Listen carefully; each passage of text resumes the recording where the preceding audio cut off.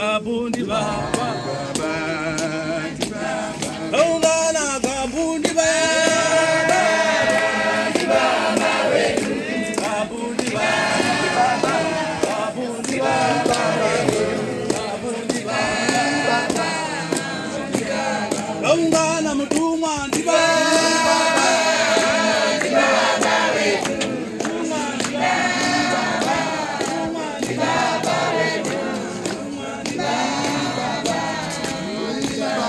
Ungana mutumwa ndiba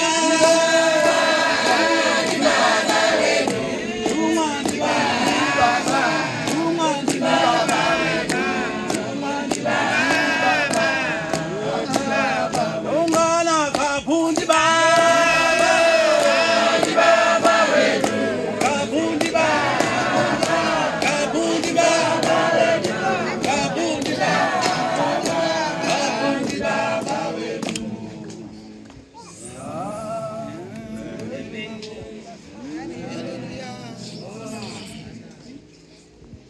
Zaitika. Zaitika.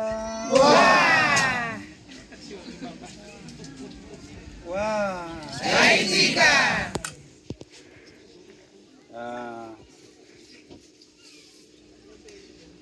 Ndinonzwa kudzamirwa maningi.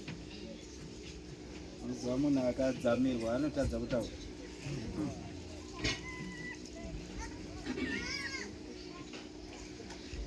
Haleluya. Amen. Kufara kuno vanotenda. Amen. Ndemasoka akawandisa maningi asi ndikuda kumbokwazisa waenziwa vanziwa kuti Chipinge ina ndikuzivi. Ndikutoshuwira kuti ndikusvike chete.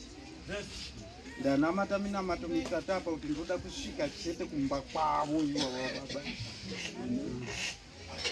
Saka ndikufara kuvaona wari munzvimbo yeMozambique. Ndichazozvigona inini kuvhakachirawo kwavanonamatira. Mari vavaitire zvakanaka nemhuri yavo yakaona panapa.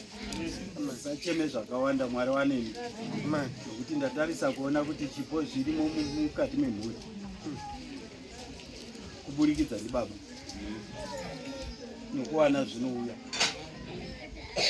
Saka ndikuda kuatenda nokuva wari munzvimbo pano pamaEria panapa nomunharaunda inei. Ndokwazisa vatungamiriri vezvakazarurwa nemadzimai avo nemhuri dzavo wari pano novasipo. Ndokukwazisai masikati ano muna She. Amen.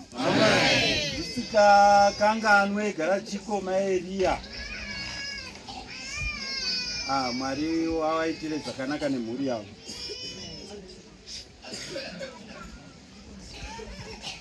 Mukati menyika ino